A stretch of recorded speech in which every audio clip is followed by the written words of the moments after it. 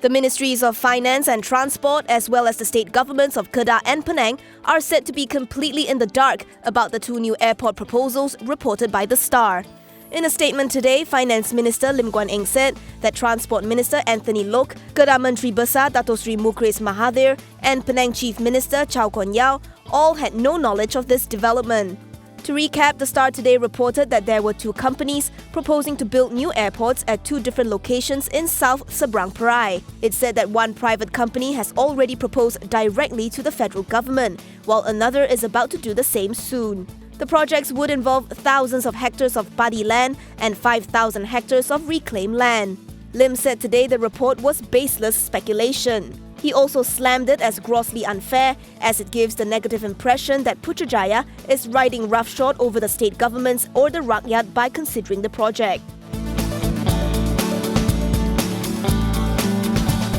Two Chinese companies, Beijing Beka Sci-tech Co. and Sinopec Engineering, have reportedly inked an MOU with the Sarawak state government to pump in $5 billion into an integrated oil and gas complex in the northeastern town of Lawas.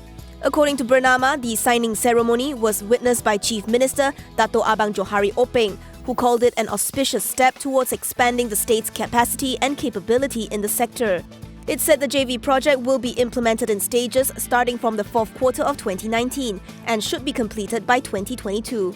Meanwhile, Malay Mail has it that the JV project will be located on a 400-hectare site in Sari Peninsula. It reported that the companies picked Lawas because of the availability of land, environmental stability, and ready supply of water and electricity. It will create job opportunities for about 22,000 people. The petrochemical products produced will be sold to industrial customers in China, as well as the Middle East and Asian countries. Speculation has surfaced regarding Ambank Group's ex-CFO Mandy Rutherford after she withdrew from taking up one of the most senior banking roles in New Zealand in March 2018.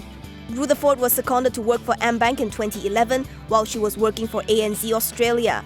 She served as Ambank CFO for 6 years, during which the bank became embroiled in the 1MDB fiasco. According to New Zealand-based news portal Stuff, Rutherford was set to start a job at Bank of New Zealand that would have paid nearly $1 million New Zealand dollars a year. However, she did not show up for work.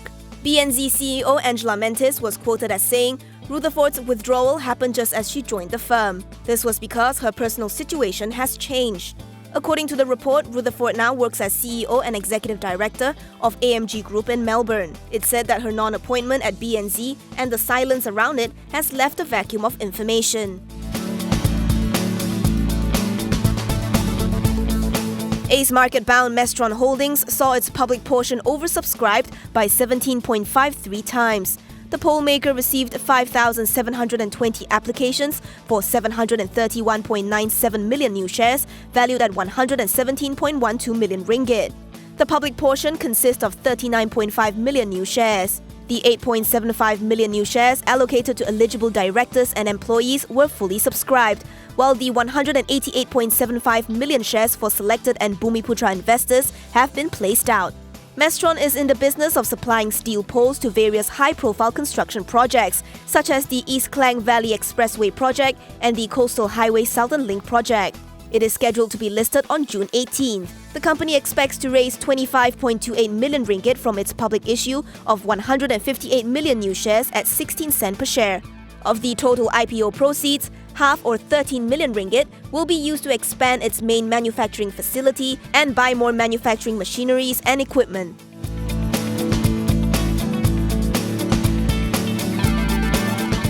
Investment Bank is more positive on the local telco sector, given multiple synergies from the mega Telenor Asia Axiata Group merger.